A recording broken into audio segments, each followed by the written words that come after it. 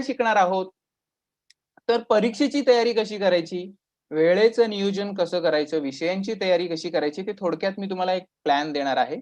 पुन्हा परीक्षा देताना काय काळजी करायची, परीक्षेदरम्यान काय काळजी घ्यायची आणि परीक्षेनंतर कुठली काळजी घ्यायची किंवा कुठल्या-कुठल्या गोष्टींवर आपण लक्ष देऊ शकतो, ह्याबद्दल आपण बोलणार आहोत. सो ह्या आपल्याला टेन्शन येणार नाही का? दीपाली मॅडमनी याचा उल्लेख केला, की हां, टेन्शन 100% आपल्याला येणारच. मग उगाच त्याचा बाऊ करायचा का? जसं पहिल्यांदा होणारी बोर्डची परीक्षा. जसं मी सुद्धा 10वी होतो. तर पहिल्यांदा बोर्डची परीक्षा झाली. तर मनामध्ये भीती होती. मलाच आहे का? सगळ्यांना आहे. सर्वात कठीण विषयांचे कसे होणार? आता हा प्रश्न म्हणजे फारच तुमच्यावर डिपेंड आहे. तुम्ही तयारीच केली नसेल, तर ते विषय कठीणच जाणार. आत्ताच मला ते मॅडमचं ऐकता-ऐकता सुचलं, की सपोज तुम्ही खूप चांगले धावता आणि अचानक तुम्हाला ऑलिम्पिकमध्ये धावण्याची संधी मिळाली, तर तुम्ही टॉपला येणार का? नाही येणार. एका दिवसात तर नाही येणार, वर्षभरात पण येणार नाही आणि ऑलिम्पिकमध्ये धावणारे हे फार तरबेज खेळाडू आहेत, त्यांच्याशी स्पर्धा आहे. तसंच आता कठीण विषय माझा एखादा आहे, राहिलेला आहे, तर ते कठीण जाणारच हे स्वीकारा आणि मी पुढच्या 15 दिवसात काय करू शकतो, याचा प्लॅन करा. कठीण जाणार, माझं काय होणार, याचा जास्त विचार करून उपयोग नाही. मला कमी मार्क्स पडतील, हे पण तुमच्या हातात नाही. आता सध्या हातात हे आहे, की चांगला अभ्यास करणं. सिलॅबस खूप आहे, सगळ्यांसाठी समान आहे. परीक्षेत आठवले नाही तर मॅडमनी याच्याविषयी चांगले तुम्हाला मुद्दे सांगितले.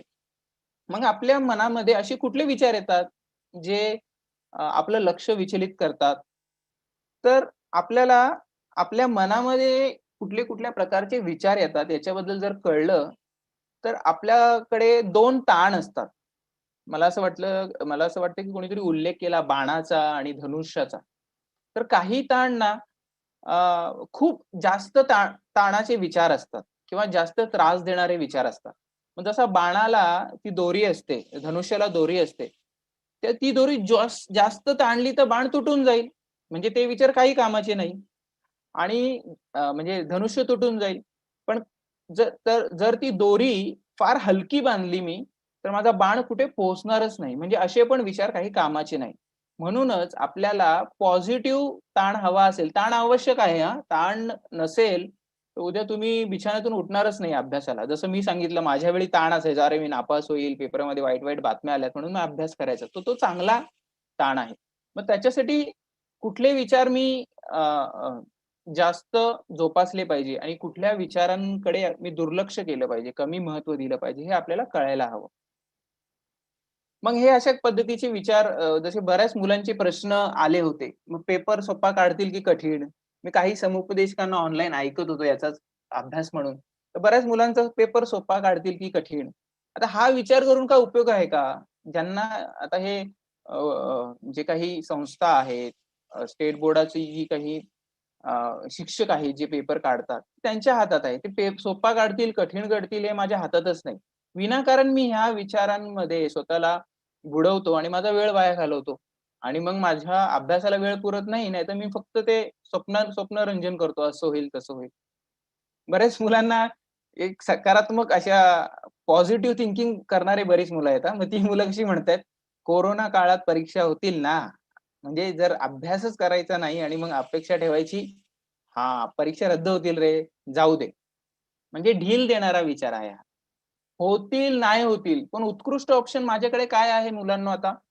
माझ्याकडे असणाऱ्या वेळेचा उपयोग करून मला जेवढं जमतंय, तेवढं बेस्ट प्रयत्न करून परीक्षेसाठी तयारी करणं. काही मुलांचा परत प्रश्न आहे, परीक्षा ऑनलाईन झाली पाहिजे, ऑफलाईन कशाला? कोरोना झाला तर? इथे पण तुमच्या हातात नाहीये. हे सगळे विचार आहेत ना, हे तुमची चिंता वाढवणारे विचार आहेत मित्रांनो. आधीचे जे विचार होते ते सगळ्यांना कॉमन आहेत. पण हे विचार तुमची चिंता वाढवणारे आहेत. तुमच्या हातात आहे का ऑनलाईन नाही किंवा ऑफलाईन? नाही. आणि जर तुम्ही याचा विचार करत असाल तर तुमची चिंता वाढणार आणि तुम्ही अति ताणाकडे जाणार. म्हणजे जिथे त्या धनुष्याला इतक्या टाईटने बांधलेली आहे दोरी, की मग ती दोरी इतकी टाईट आहे, की मग ती तुटणार आणि ते धनुष्य काहीच कामाचं नाही. तसंच इतका ताण घेतल्यामुळे मला आठवणार नाही, माझं अभ्यासात लक्ष लागणार नाही, धड वाढेल. काही विद्यार्थी म्हणतात, की माझी तब्येत खराब होते. हा ताण जास्त घेतल्यामुळे, अशा पद्धतीचा विचार केल्यामुळे मग ताण वाढतो, म्हणजे भावना तशा पद्धतीच्या येतात. मला कोरोना झाला तर याच्या उलट काय विचार करायला पाहिजे, की मला कोरोना होऊ नये किंवा माझी तब्येत खराब होऊ नये म्हणून मी काय-काय करू शकतो? मग ते आपण चांगल्या ताणाकडे चाललोय. आणि आयत्या वेळी परीक्षा रद्द होतील का? मग ही मुलं फारच सकारात्मक विचार करतात बाबा. आयत्या वेळी परीक्षा रद्द होतील का? माझ्या हातात नाही आहे हा विचार. मी आता हा करायला नको. तर अशा पद्धतीचे विचार आहेत जे अनावश्यक आहेत आणि जे तुम्हाला मी असं म्हणेल, की कुठल्याही पद्धतीचे मदत करणार नाही. आणि हे जे विचार आहे ना, जर आपण अशा पद्धतीचे विचार करत असू, तर आधी आपल्याला कळलं पाहिजे मी अशा पद्धतीचा विचार करतोय, आहे ना? शत्रूला अ, काय म्हणतो आपण संपवण्याआधी मला हे कळलं पाहिजे, की माझा शत्रू कोण आहे? तर माझी चिंता क्षेत्र म्हणजे हे सगळे शत्रू आहेत आणि माझं सगळं लक्ष कुठे आहे? चिंता क्षेत्र. नुसती चिंता करायची, करायचं काहीच नाही. म्हणजे सर्कल ऑफ कन्सर्न आपण त्याला म्हणतो. आणि अ, अ, ह्याच्यावर उत्तर काय आहे? सोपं उत्तर आहे. फार मी असं सांगणार नाही, फार एक्सप्लेन करणार नाही, की हे करण्यासाठी हे करा, ते करण्यासाठी. सोपं आहे. या चिंता मला वाटतात. या स्वाभाविक पण आहेत आणि स्वाभाविक जरी असल्या तरी ह्या माझ्या ताब्यात नाहीयेत. याचा स्वीकार करा. आणि मग तो आमिर खानच्या पिक्चर मधला डायलॉग आहे, "all is well, all is well." मग असा सकारात्मक विचार केला ना, मग ते ऑल इज वेल कामाला येईल हां. पण ऑल इज वेल असं केलं आणि माझे सगळे प्रश्न सुटले असं काहीही होणार नाही. हां, माझ्या हातात नाहीये आणि हे गोष्टींचा आता मी विचार करणार नाही, याच्यापेक्षा विचार जरी आला तरी मला माहिती आहे, की माझ्या हातात या गोष्टी नाहीयेत आणि मी याचा स्वीकार करतोय. मग स्वीकार कुठल्या-कुठल्या गोष्टींचा करू शकतो? ह्या सगळ्या गोष्टींचा, बाह्य गोष्टींचा. सगळं अनसर्टन आहे. कोरोनामध्ये सगळं बदलतंय. कितीतरी लोकांच्या नोकऱ्या गेलेल्या आहेत. पुढे भविष्य पण फार वेगळं आहे.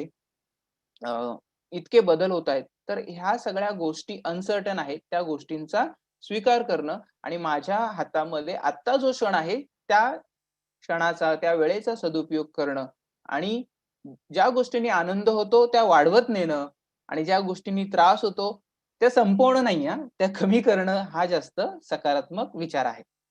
मग जास्त रिअलिस्टिक विचार काय असणार?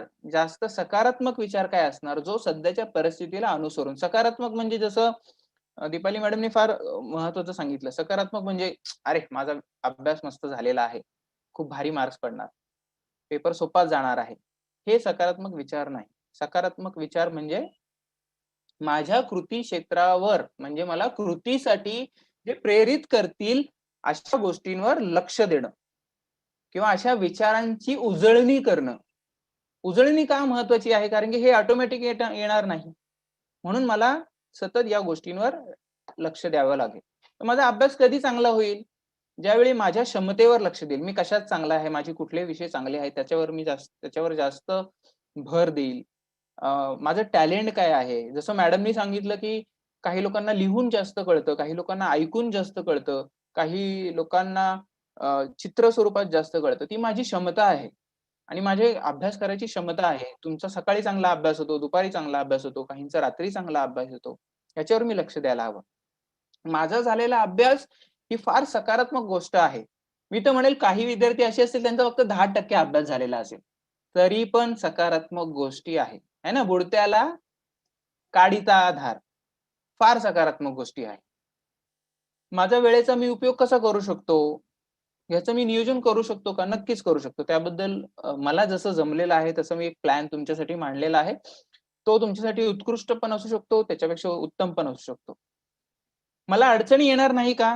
येणार. पण अडचणीत असल्यानंतर माझे समुपदेशक आहेत, शिक्षक आहेत, ऑनलाईन, ऑफलाईन जे काही साहित्य आहे, त्याची मदत घेणं आणि मदत मागणं. एखाद्या हुशार विद्यार्थ्याकडून मदत मागणं, एखाद्या शेजारच्या मित्राकडून मदत मागणं, एखाद्या दादाची मदत मागणं. मदत मागायला शिका. काय म्हणतात, की God help them those who help themselves. देव त्यांनाच मदत करतो, जे स्वतःला आधी मदत करतात. नाहीतर काय म्हणतो, की इतरांना आपण सल्ले देतो आणि ती स्वतः कधी करतच नाही. तसंच आधी आपण मदत मागायला पाहिजे, तर इतरांना कळेल, की अरे याला मदत हवी आहे. उजळणी करणं माझ्या हातात आहे. माझ्या आरोग्याची काळजी करणं माझ्या हातात आहे. नियोजन करणं माझ्या हातात आहे. मग हे केल्यावर काय होईल? तर मी या घटकांवर लक्ष ठेवले किंवा ह्या गोष्टींची उजळणी केली, तर मला माझ्या मनातली जी बाण तोडणारी चिंता आहे ना, बाण तोडणारी किंवा बाण ढिल्ले ठेवणारी, ती चिंता कमी होईल. पूर्ण कमी होईल का? नाही. गॅरंटी आहे का असंच होईल? नाही. गॅरंटी आहे का मी जे सांगतो ते प्रत्येकासाठी काम करेल? नाही. पण ह्या पद्धतीने गेल्यानंतर जसं दीपाली मॅडमनी सांगितलं काही थेअरीज आहेत, तसं याच्यावर खूप अभ्यास झालेला आहे आणि अशा पद्धतीने जर आपण विचार केला, तर आपण अ, अ, काय म्हणतो, की आपल्याला जे काही करायचंय त्याच्यावर आपल्याला जास्तीत जास्त लक्ष देता येईल. म्हणजे आपल्या ध्येयावर लक्ष केंद्रित करण्यात मदत होईल. आणि जे काही त्रास देणारे विचार आहेत किंवा नको असणारे विचार आहेत, मग झोप जास्त येते, मन लागत नाही, फार टेन्शन येतं, कसं तरी होतं, फार टेन्शनमुळे आरोग्य खराब होतं. ते जरा कमी करता येईल आणि मला जास्तीत जास्त फोकस मला आता जे करायचंय त्याच्यावर करता येईल. मग मला जर अभ्यासाचं आणि वेळेचं नियोजन करायचं असेल, तर मी काय-काय करू शकतो?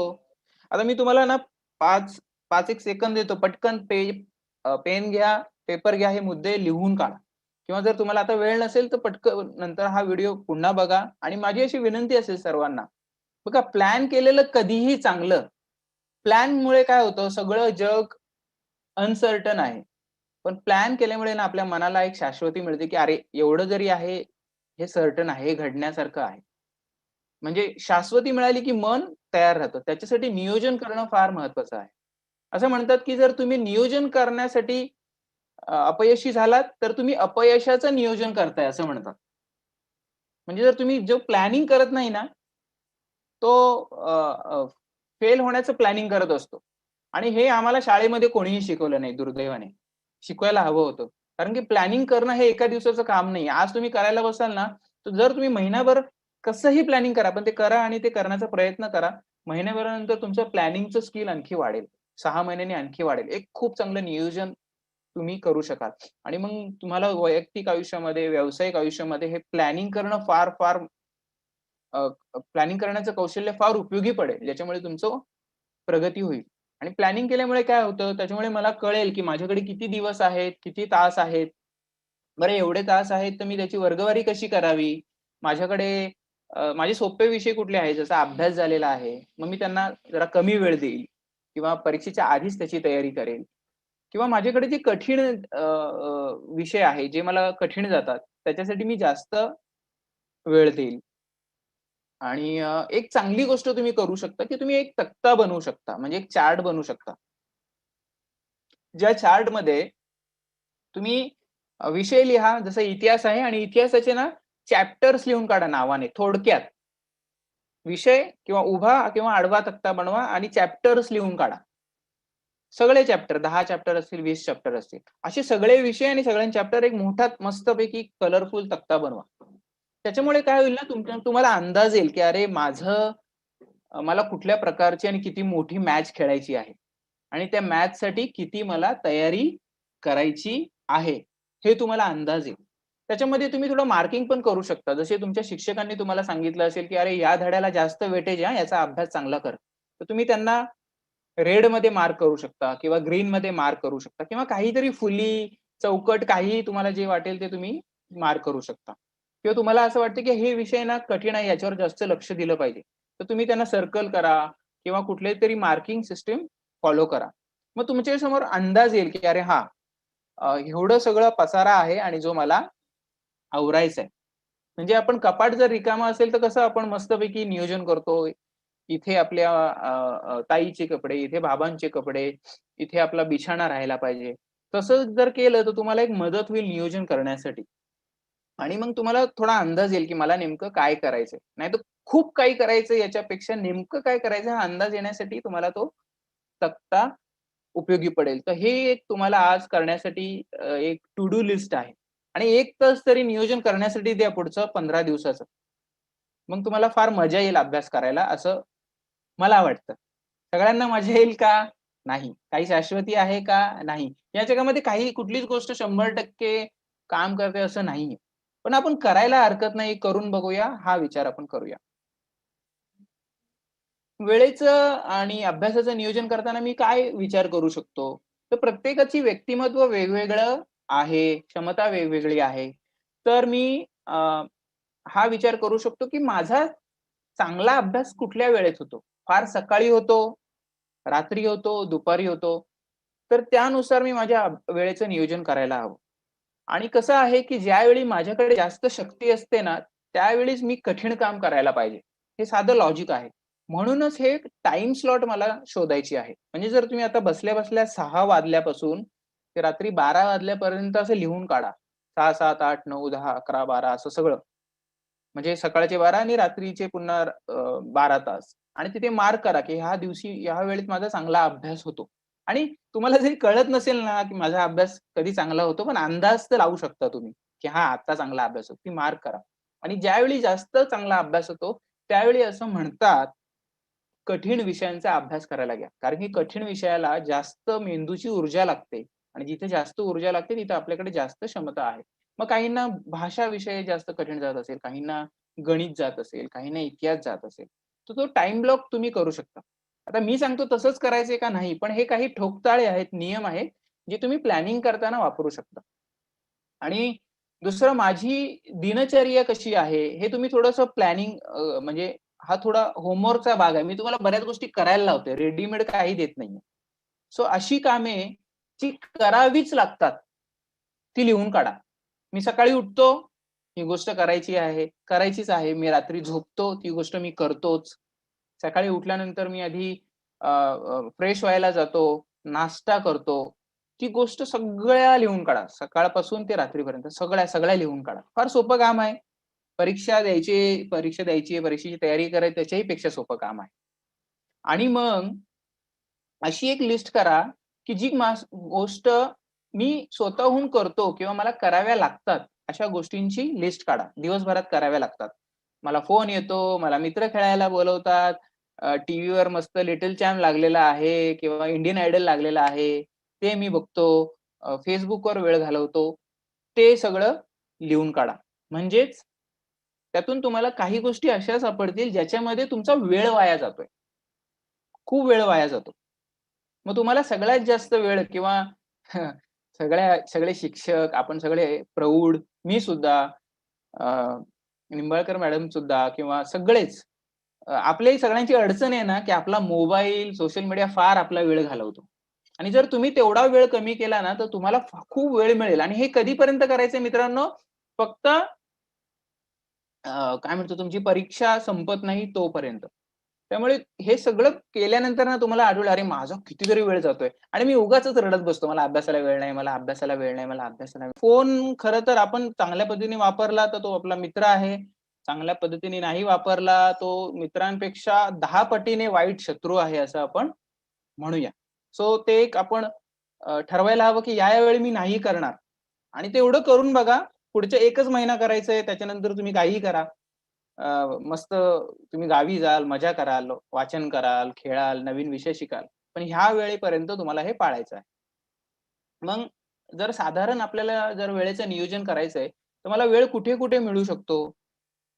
तर मी असं अझ्युम करतो, की आपला दिवस सकाळी 6 वाजता अ, सुरू होतो. 6 वाजता आपण उठू शकतो. साधारण 6 वाजता उठणं फार अडचणीची वेळ नाहीये. तर 6 ते 10 मी एक टाईम स्लॉट माझ्याकडे आहे.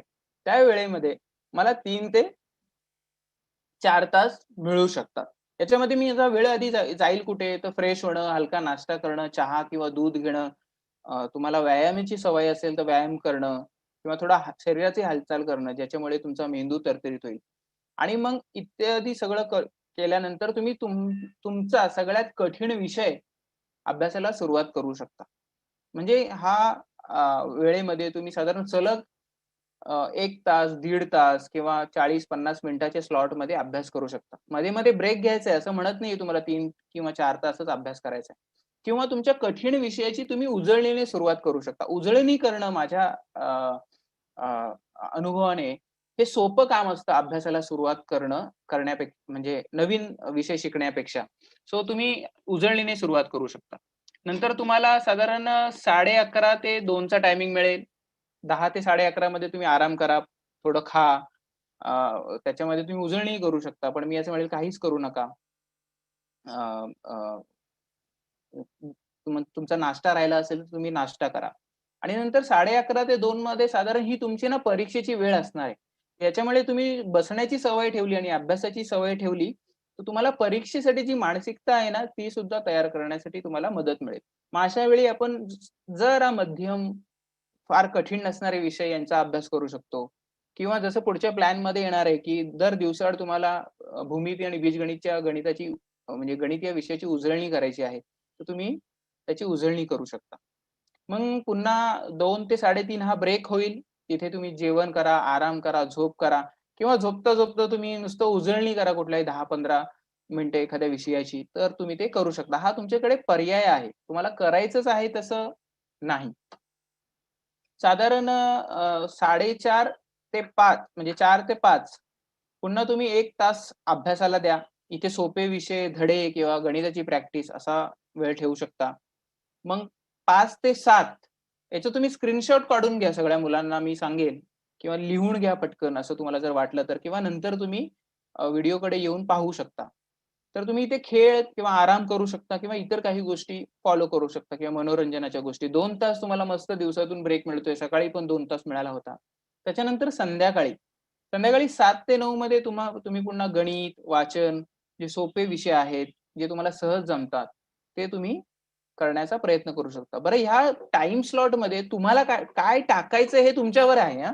मी सांगतो तेच करायचं असं नाही. त्याच्यामुळे मी फार रँडम लिहिलेलं आहे. मोघम लिहिलेला आहे. कारण की आपल्या प्रत्येकाचं आयुष्य वेगळं आहे, परिस्थिती वेगळी आहे. काहींना फार सकाळी चांगला वेळ मिळेल, काहींना रात्री आवाज कमी असतो, डिस्टर्बन्स कमी असतं, असं असू शकेल. त्याच्यामुळे आपल्या परिस्थितीला अनुसरून थोडंसं तुम्हाला याच्यामध्ये चेंजेस करावे लागतील.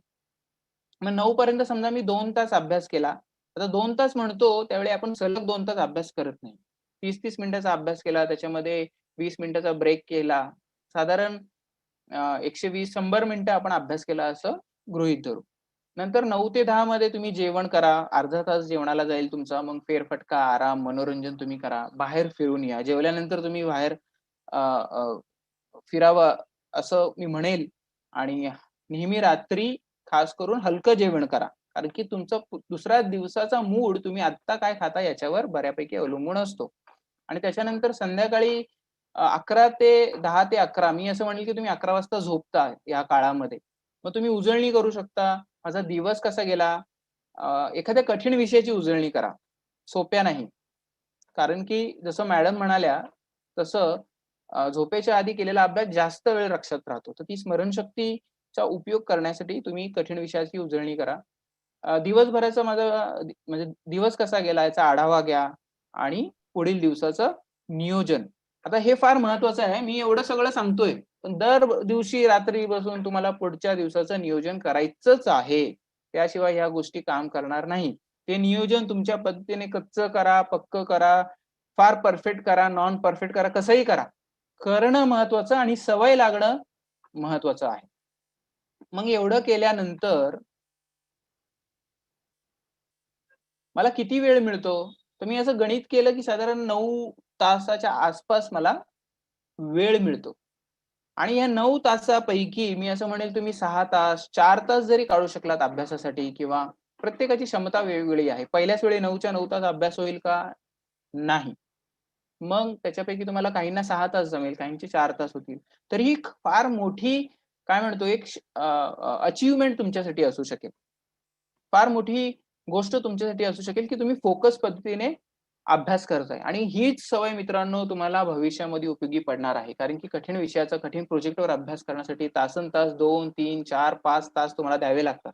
खास करून ज्यांना पुढे आय-टी क्षेत्रात जायचंय, कॉम्प्युटर क्षेत्रात जायचंय, तर ते सतत प्रोग्रामिंग हे ते करण्यासाठी किंवा रिसर्चमध्ये जायचंय.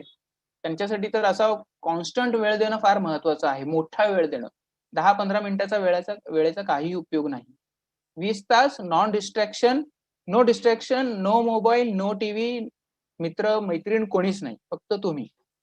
मग हा 30 ते 40 मिनिटाच्या स्लॉटमध्ये करा. तासभर तुम्ही बसू नका, 2 तास बसू नका. मध्ये-मध्ये 5 ते 15 मिनिटाचे ब्रेक घ्या. काहीतरी आवडीचं खा. तुम्ही अभ्यास केल्यामुळे आपण म्हणतो ना स्वतःला बक्षीस देणं. तसं काहीतरी आवडीचं खा, फेरफटका मारून या किंवा म्हणा मी हे केल्यानंतरच फिरायला जाईल, मी हे केल्यानंतरच जेवेन. अशी एक अट घाला म्हणजे तुमचं मन तयार होईल, की अरे हे पाहिजे ना, नाहीतर उपाशी राहील मी. खाणारच नाही अभ्यास केल्याशिवाय. मग आपलं मन तयार होण्याची शक्यता वाढते. आणि समजा तुम्ही 15 आणि 20 मिनिटाचं तुम्हाला वाटतंय की ब्रेक घ्यायचा आहे. मग त्यावेळी तुम्ही उजळणी करण्याचं ठरवू शकता. म्हणजे जिथे अभ्यास नाही करायचा फक्त मी काय केलेलं आहे, मेन मुद्दे पाहायचे आहेत. तर अशा पद्धतीने तुम्ही तुमच्या दिवसाचं रुटीन किंवा एक दिनचर्या आखू शकता. मग अभ्यासाला बसायच्या आधी मी काय तयारी करू? तर सगळ्यात आधी मी हे सगळं करतोय ना, हे सगळ्यांना सांगून द्या. मम्मी, पप्पा, मित्र, मैत्रिणी.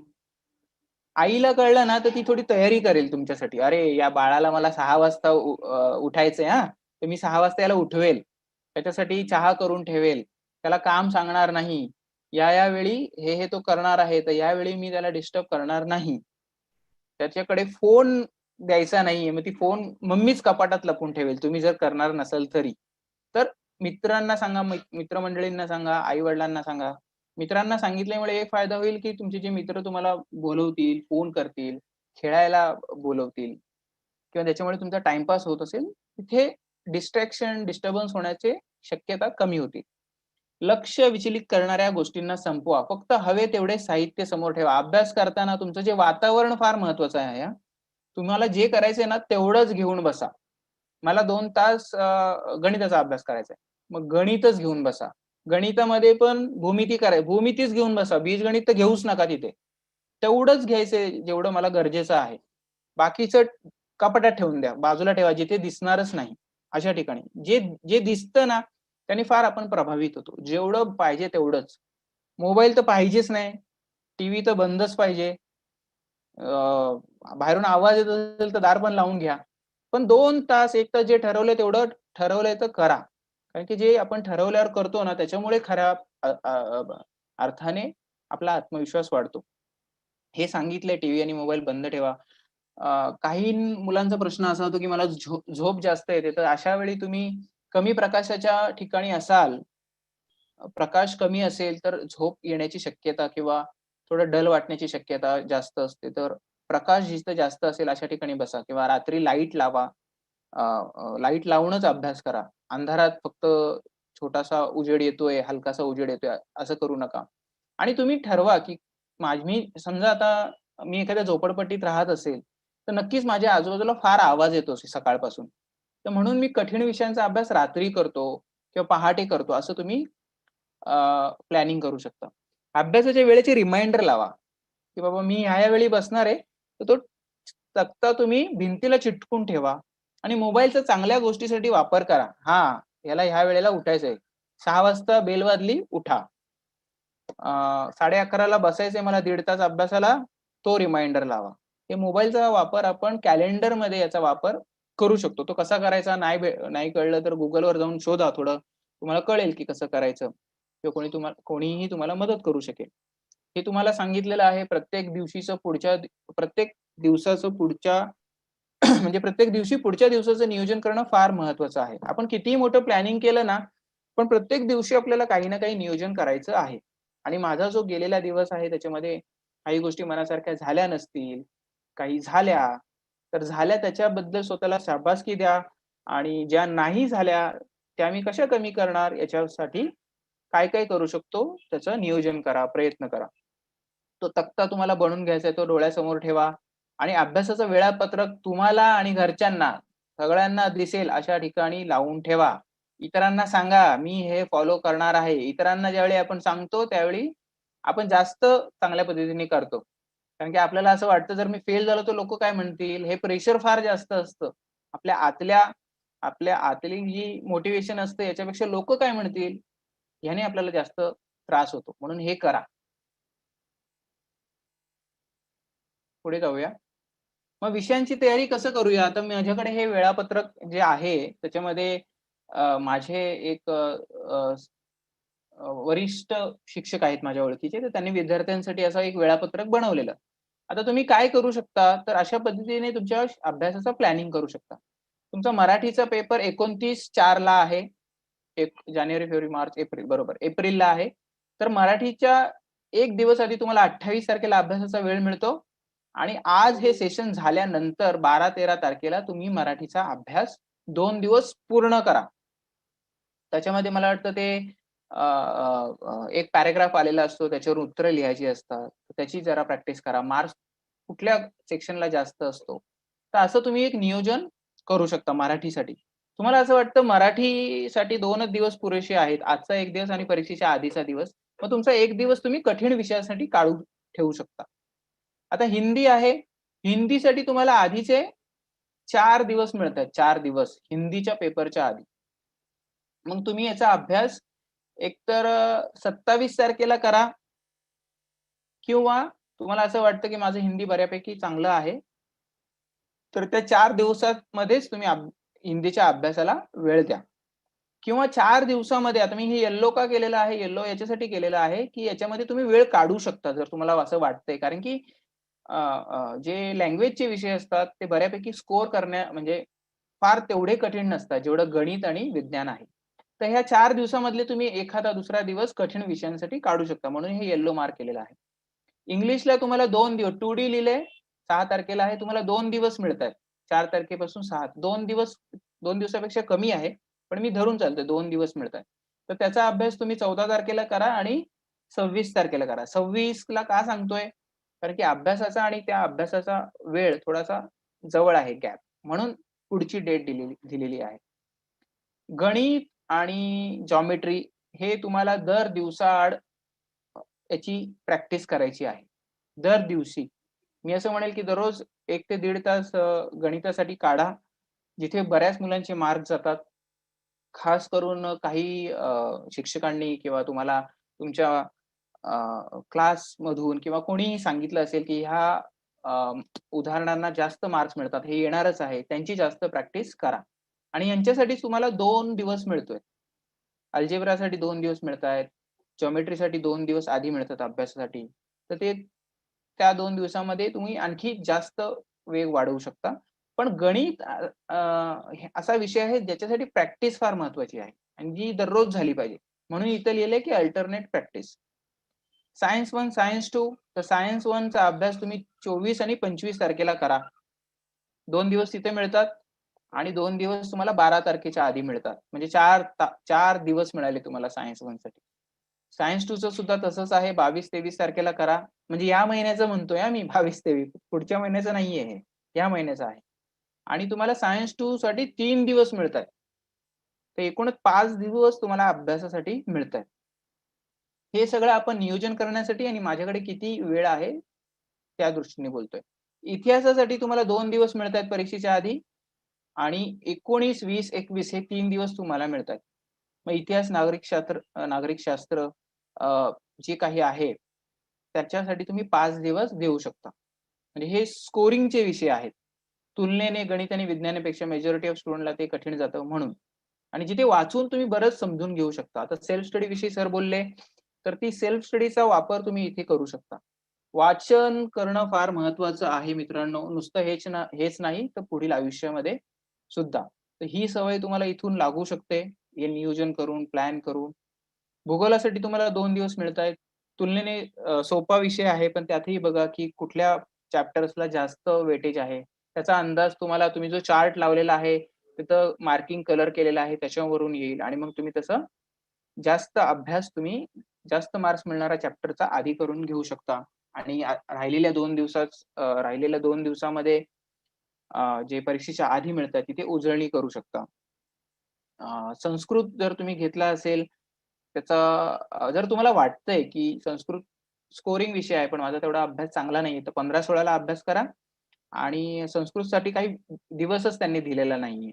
जर तुमचा भूगोल झाल्यानंतर लगेच संस्कृत आहे. तर तुम्ही 15-16 ला त्याची तयारी करा आणि त्याची उजळणी परीक्षेच्या आधी करा. आता परीक्षेच्या आधी जे दिवस आहेत ना, तिथे वेगळी तयारी, नवीन तयारी करायची नाहीये. तिथे तुम्हाला उजळणीच करायची आहे. त्यामुळे थोडंसं इथे तुम्हाला ध्यान द्यावं लागेल. नवीन विषयाचा अभ्यास करायला घेऊ नका. जेवढं झालेलं तेवढं करा आणि जर झाला नसेल काही चॅप्टरचा अभ्यास तुमचा, कठीण वाटताय, चांगले मार्क्स आहेत, तुम्हाला असं वाटतंय, मी हे करायला पाहिजे. तर जे टाईम टेबल आपण आधी इकडे आपण बनवलं आहे, त्याच्यामध्ये ते बसवा आणि दर दिवशी पुढच्या दिवसाचं नियोजन करा. आता मी सांगतोय हे सांगायला फार सोपं आहे. करा, करा, करा, करा. पण हे मला पण कठीण आहे, तुम्हाला पण कठीण आहे, सगळ्यांना कठीण आहे. पण कठीण गोष्टी केल्यानंतरच मजा येते ना. सगळं सोपं मिळालं, सगळं मीच पेपर सांगून दिला, की बाबा हे सगळं येणार आहे आणि मग तुम्ही अभ्यास केला त्याला मजा नाही. तसंच कठीण आहे, पण करणं शक्य आहे. आता परीक्षा देताना काय-काय काळजी घ्यायची? सपोज आपण इमॅजिन करू, की तुम्ही फार हे सेशन सिरियसली घेतलं, मस्त अभ्यास केला. तुम्हाला आता कॉन्फिडन्स आलेला आहे, पण तरी तुम्हाला असं वाटतंय, की परीक्षा देताना कुठली काळजी घ्यायची. तर परीक्षेच्या आधी काय-काय गोष्टी लक्षात ठेवा. आता हे फार कठीण नाहीये, आपण फटाफट रिव्हिजन करू. परीक्षेच्या आधी हलकं जेवण करा, फार पोटभर खाऊ नका. चला उद्या परीक्षा आहे, मम्मीनी मस्त नॉन-व्हेज केलेलं आहे आणि मी पोटभर खाल्लं असं नका करू. पोराला चांगलं वाटावं म्हणून आई-बाप्पा काहीतरी करतील चांगलं जेवण. तुम्ही जर खाल्लं तर दुसऱ्या दिवशी तुम्हाला जड वाटेल आणि पोटामुळे तुमची मूडही तेवढा चांगला राहणार नाही. आणि पुरेशी झोप घ्या. जागू नका. एक दिवस जास्त जागल्याने तुमचा फार अभ्यासामध्ये प्रगती होईल, फार चांगले मार्क्स पडतील असं होणार नाही. पण अभ्यास चांगला झोप चांगली असेल तर तुमचं लक्ष चांगलं लागेल पेपर लिहिताना. म्हणून झोप घ्या. बॅग चांगल्या पद्धतीने भरून घ्या आधीच. सकाळी उठल्या-उठल्या भरायला नका घेऊ. रात्रीच भरून घ्या. म्हणजे एक काम झालं, मनाला विश्रांती. एक्स्ट्रा पेन, पेन्सिल ठेवा. पेन्सिल शार्पनर शार्प करून ठेवा. नाहीतर गेलोय मी परीक्षेला बसलोय, पेनच खराब झाला. मग इथे मागा, तिथे मागा. त्यातच तुमचे 5-10 मिनिटं आणि त्याच्यामध्ये मग अनावश्यक ताण आणखी तुम्ही त्याच्यामध्ये भर घालाल. तर तो ताण कमी करण्यासाठी तुमचं ॲडमिट कार्ड सोबत ठेवा, जे तुम्हाला परीक्षेच्या काळामध्ये लागतं. त्याची एक कॉपी काढून ठेवा, कलर कॉपी काढून ठेवा. बऱ्याच वेळा बऱ्याच मुलांचं हरवून जातं. म्हणून ते सोबत ठेवा. पाण्याची बॉटल 100% स्वतःकडे ठेवाच ठेवा. खास करून परीक्षेच्या वेळी अ, अधून-मधून पाण्याचे घोट घेत राहा. ज्याच्यामुळे पाण्यातून जास्तीत जास्त ऑक्सिजनचा आपल्या शरीराला पुरवठा मिळतो. म्हणून पाणी तर गरजेचंच आहे. स्वतःजवळ सुट्टे पैसे अ, आधीच मॅनेज करून ठेवा. म्हणजे तुम्हाला जर लांब जायचं आहे, रिक्षा करायची आहे, गाडी करायची आहे, त्यासाठी. दुसरं आहे घड्याळ नेहमी सोबत सोबत ठेवा. बऱ्याच मुलं पाहतच नाही, की माझा पेपर किती झालाय आणि वेळ किती आहे. इथे 3 तासापैकी 2.5 तास झाले आणि तरी माझा अर्धाच पेपर झालेला आहे. त्यामुळे थोडीशी गती वाढवण्यासाठी, राइट? त्यामुळे घड्याळावर नेहमी लक्ष ठेवा. आणि परीक्षेच्या आधी, परीक्षेच्या दिवशी नवीन अभ्यास नको. जसं मी तुम्हाला ऑलिम्पिकचं उदाहरण दिलं, तुम्ही ती ऑलिम्पिक जिंकू शकणार नाही एका दिवसात. जेवढं केलेलं आहे, तेवढी क्षमता आहे, तेवढेच तुम्हाला मार्क्स मिळणार. त्याच्यामुळे जेवढं केलेलं आहे त्याच्यावर विश्वास ठेवा आणि त्याची वाटलीच तर उजळणी करा. नोट्स रेफर करा परीक्षेच्या आदल्या दिवशी. नवीन अभ्यास नाही करायचा आणि धडा पण वाचायचा नाही. नोट्स, मॅडमनी सांगितलं, फ्लो चार्ट्स, माइंड मॅप किंवा पॉइंट्सने तुम्ही काही लिहिलं असेल, तर त्याचा अभ्यास तशा पद्धतीने उजळणीच्या स्वरूपात करा. आणि परीक्षेच्या दिवशी काय करा? तर परीक्षेच्या दिवशी नाश्ता चांगला पोटभर नाश्ता करूनच घर सोडा. घाई-घाईत नाश्ता करू नका. पोटभर नाश्ता करा. परीक्षेच्या हॉलवर 10 मिनिटं आधी पोहोचा. परीक्षेव्यतिरिक्त बऱ्याच सूचना तिथे लिहिल्या असतील. जसं बऱ्याच मुलांचं आहे, कोव्हिडचं काय करू? काय होऊ शकतं? काय नाही? त्या सगळ्या सूचनांवर लक्ष द्या. नेहमी कान उघडे ठेवा. मित्रांशी गप्पा कमी मारा. जास्त बडबड नको, पण काय चाललेलं आहे आजूबाजूला? काय सूचना देतायत? काय लिहिलेलं आहे का? त्याच्यावर लक्ष ठेवा. एकदा पेपर मिळाल्यानंतर आता सी सारखा तुम्हाला 15 मिनिटं पेपर वाचण्यासाठी मिळत नाही. डायरेक्ट पेपर मिळतो आणि तुम्हाला लिहायला सुरुवात करावी लागते. तर पेपर वाचून पूर्ण करा आधी. मार्क करून घ्या तुम्हाला काय-काय येतंय. कदाचित ते मार्क केल्यामुळे तुमचा एक कॉन्फिडन्स वाढेल, की हां, ह्या-ह्या गोष्टी मला येतायत. प्रश्न नीट समजून घ्या. इथे बरेच मला असं वाटतं बऱ्याच मुलांचे मार्क्स प्रश्न नीट न समजून घेतल्यामुळे आपण काय उत्तर लिहितो, ते जर बरोबर नसेल, तर जाण्याची शक्यता असते. बऱ्याच वेळा असं सांगितलेलं असतं, की या 3 पैकी 2 सोडवा, पहिला कंपल्सरी. तर आपण तो पहिलाच सोडून देतो आणि शेवटचे 2 सोडवतो आणि पहिला कंपल्सरी असल्यामुळे आपले मार्क्स जातात. किंवा असं होतं, की पुढचे 3 सोडवा, एवढंच वाचलं. नाही, पुढच्या 3 पैकी 2 सोडवा. आपण पुढचे 3 सोडवा एवढंच वाचलं, घाई-घाई केली, तर तिन्हीच्या तिन्ही आपण लिहून काढतो आणि पेपर लिहायला आपल्याला वेळच पुरत नाही. म्हणून ते नीट वाचणं आणि समजून घेणं. एक प्रश्न वाटला तर 2दा वाचा, हरकत नाही. सुरू केलेला सेक्शन पूर्ण करा. समजा मी प्रश्न क्रमांक 5 वर आहे. म्हणजे 5व्या सेक्शनला आहे आणि त्याच्यामध्ये 4-5 प्रश्न आहेत. तर ते सगळे आधी पूर्ण करा.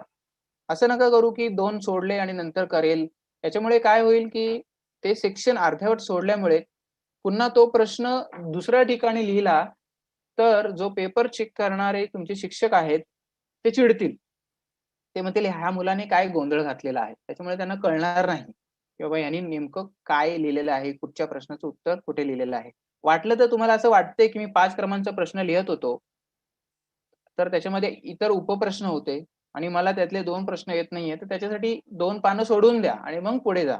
नंतर ज्यावेळी वेळ येईल, त्यावेळी वेळ मिळेल त्यावेळी ते पूर्ण करा. प्रश्नांना मार्क करत पुढे जा. म्हणजे प्रश्नपत्रिकेवर मार्किंग करा. हां, हे झालेलं आहे, हे झालेलं आहे, हे झालेलं आहे. म्हणजे काही सुटणार नाही. किंवा एखादं असं वाटतंय, की तुम्हाला हा प्रश्न मी नंतर करतो, कारण की हा कठीण आहे, याला जास्त विचार करण्यासाठी वेळ द्यावा लागेल. त्याला सर्कल करून ठेवा, की बाबा हा राहिलेला आहे किंवा पी फॉर पेंडिंग राहिलेला आहे, असं. जेवढे मार्क्स तेवढेच उत्तरं लिहा. उगाचच जास्त लिहू नका. जास्त लिहिल्यामुळे मार्क्स मिळत नाही. नीट मांडणी केल्यामुळे, मुद्देसूद लिहिल्यामुळे मार्क्स मिळतात. 1 मार्काचा आहे, 2, 3, 4 ओळी लिहा. 2 मार्काचा आहे, 4 ओळी अर्ध पान लिहा. 3 मार्काचा आहे, पाऊण पान लिहा. निबंध आहे, तर तो जास्त लिहावा लागेल 10 मार्काचा. 5 मार्काचा आहे, तर 1 ते 1 पानापेक्षा जास्त लिहा. दीड पान लिहा. जेवढं गरजेचं आहे तेवढंच लिहा. विनाकारण जास्त वेळ घालवू नका. कठीण प्रश्न असेल तर वेळ वाया घालवत बसू नका. म्हणून घड्याळ बघा. नंतर या कठीण प्रश्नाकडे. नाहीतर त्याच्यामुळे पेपर कंप्लीट करणं फार महत्वाचं आहे. म्हणून उगाच वेळ जिथे जाईल ते पेंडिंग ठेवा. कठीण प्रश्न आहे. हां, एक जागा सोडलेली आहे. प्रश्न क्रमांक लिहून ठेवलाय. नंतर मी याच्याकडे येतो. हे मी बोललेलो आहे कंपल्सरी आणि ऑप्शनचे प्रश्न नीट वाचा. पेपर पूर्ण लिहिण्याचा प्रयत्न करा. पेपर पूर्ण झाला पाहिजे हे फार महत्वाचं आहे. सगळं लिहून झालं पाहिजे. खास करून मला वाटतं मराठीचा किंवा लँग्वेजचा पेपर पूर्ण होत नाही. तर ते आपल्याला पूर्ण करायचे आहे. पुरवणी आधीच मागून घ्या तुम्हाला वाटते तर. नाहीतर अरे पेपर संपला आता पुरवणी मागतो. मग ते टीचर असतील की नसतील क्लासमध्ये असले तर त्याच्यामध्ये तुमचा 5 मिनिटं वेळ जाईल. म्हणून पुरवणी आधीच मागून घ्या आणि घड्याळावर लक्ष ठेवा. म्हणून घड्याळ हातामध्ये ठेवा किंवा समोर ठेवा. बघा अर्धा पेपर झालाय म्हणजे ह्या प्रश्नाला प्रत्येक प्रश्नाला मी किती अ, अ, वेळ देतोय, किती द्यायला पाहिजे किंवा माझा पेपर मला उशीर तर होत नाहीये ना सगळं कंप्लीट करायला. ह्या गोष्टींवर तुम्ही लक्ष ठेवा. सो हे करणं फार महत्वाचं आहे. आणि शेवटी तर मला माझा ताण मॅनेज करायचा असेल, स्ट्रेस मॅनेज करायचा असेल, तर आपल्या शरीराला सगळ्यात महत्वाची गरज आहे ऑक्सिजन. आणि 2 गोष्टींनी आपल्याला ऑक्सिजन मिळू शकतो. एक तर भरपूर पाणी पिल्यामुळे, तर मध्ये-मध्ये घोट-घोट पाणी पिणं परीक्षेच्या वेळी, परीक्षेच्या आधी आणि अभ्यास करताना सुद्धा ते तुम्हाला पटकन शरीराला एक अ, चांगली फीलिंग देईल आणि तुमचं स्ट्रेस लेव्हल कमी करेल. तर पाणी भरपूर प्या आणि खोल श्वासोच्छवास घ्यायची सवय लावा. आता याच्यामुळे ना फार फरक पडतो. ज्या मुलांना अँक्साइटीचा त्रास असतो ना, फार स्ट्रेस येतो, सतत चिंता वाटत असते. त्यांनी दिवसातून 4 ते 5 वेळा खोल श्वासोच्छवास घेण्याची प्रॅक्टिस करायला पाहिजे. आणि तो कसा घ्यायचा?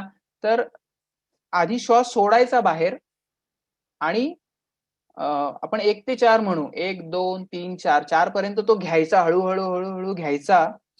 1 ते 7 किंवा 1 ते 8 पर्यंत तो ठेवायचा प्रयत्न करायचा पोटातच आणि श्वास पोटातून घ्यायचा आहे. तुमचं पोट असं पुढे आणि मागे झालं पाहिजे. तर त्याचा जास्त उपयोग होतो. म्हणून चित्रात दाखवल्याप्रमाणे. आणि 8 पर्यंत सोडला, की मी पुन्हा 1 ते 5 किंवा 1 ते 8 हळू सोडा. असं 4-5 वेळा दिवसातून तुम्ही केलं तर एक प्रॅक्टिस होईल मनाला आणि ज्या वेळी अभ्यासाला बसाल, अ, अ, वैताग येईल, स्ट्रेस येईल, त्या वेळी ही प्रॅक्टिस ठेवा. एकदा तुमच्या मनाला सवय झाली ना, तर ऑटोमॅटिक तुम्ही खोल श्वास घ्यायची सवय ठेवाल. या 2 गोष्टी तुम्ही सहज करू शकता आणि याची प्रॅक्टिस ठेवा. तुम्ही आठवडाभर जर हे केलं ना, तर फार फरक तुम्हाला तुमच्या मानसिकतेमध्ये आणि स्ट्रेस कमी झाल्याचा जाणवेल. आणि नेहमी सकारात्मक सेल्फ टॉक ठेवा.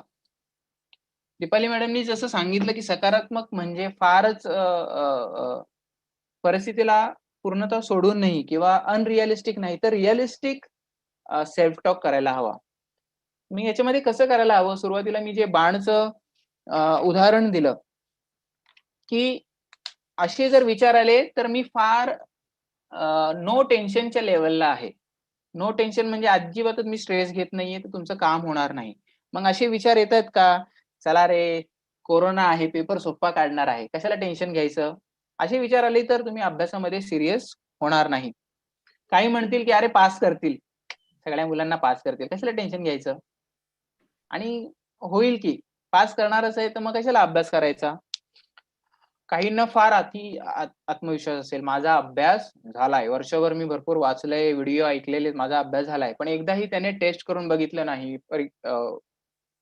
डेमो पेपर देऊन पाहिलं नाही किंवा अरे माझी तब्येत ना नेहमीच खराब असते. मग मला एक कारण मिळालं अभ्यास न करण्याचं किंवा अति आत्मविश्वास विद्यार्थ्यांचा हे माझ्याबरोबर पण व्हायचं, की वेळ आल्यावर करू. मग 1-1, 2-2 तास रात्रभर जागायचं. हे नो टेन्शनचे विचार आहेत. याच्यामुळे तुमचं जे धनुष्य आहे ना, ते लूज राहील आणि बाण जाणारच नाही. याच्या अगदी दुसऱ्या टोकाला हाय टेन्शनचे विचार आहेत.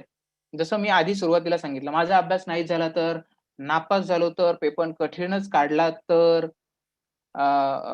मला आयत्या वेळी आठवलंच नाही तर, माझी तब्येत आयत्या वेळी बिघडलीच तर. तर हे हाय टेन्शनचे विचार आहेत. हे विचार करून काही उपयोग नाही. मग मी विचार कसा करायला हवा? तर मी हाय टेन्शन आणि लो टेन्शन याच्यामधलं मधलं जे आहे कूल टेन्शन याचा विचार करायचा.